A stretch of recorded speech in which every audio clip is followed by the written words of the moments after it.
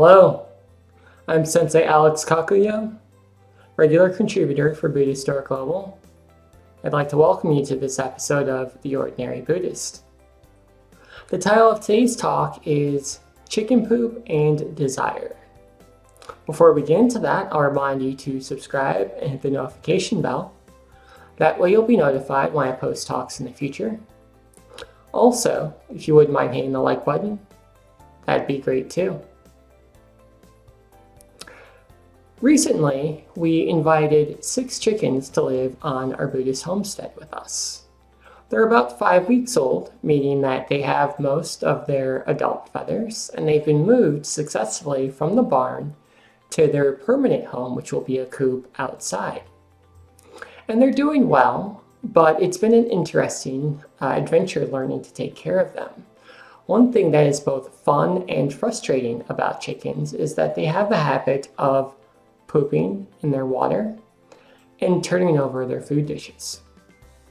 As a result, I have to go out several times a day and change their water and check their food in order to make sure that they don't get sick. Now, the reason that this happens is chickens have little to no control over their bowels. Whenever they need to go, they do go. And they also enjoy perching on top of things.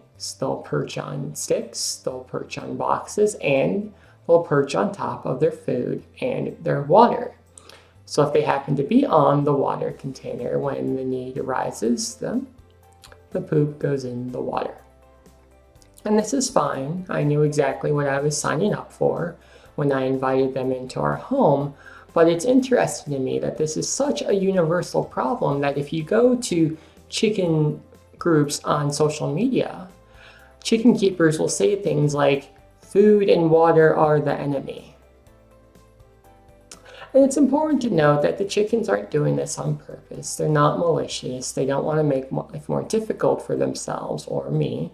This is just part of their nature. They're chickens, and they don't know any better. It's also important to note that we as human beings sometimes act in a similar manner.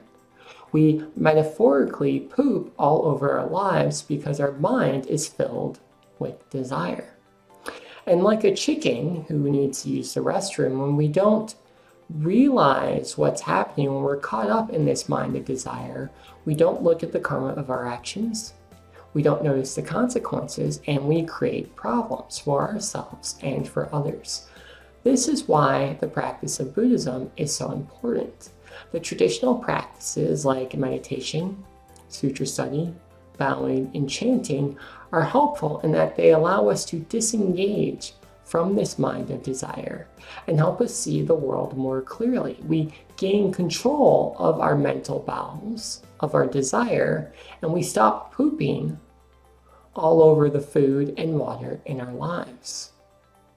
As a result, once we have our desirous minds under control, we are able to remove suffering and create joy, not only for ourselves, but also the other people and chickens in our lives. Amitabha.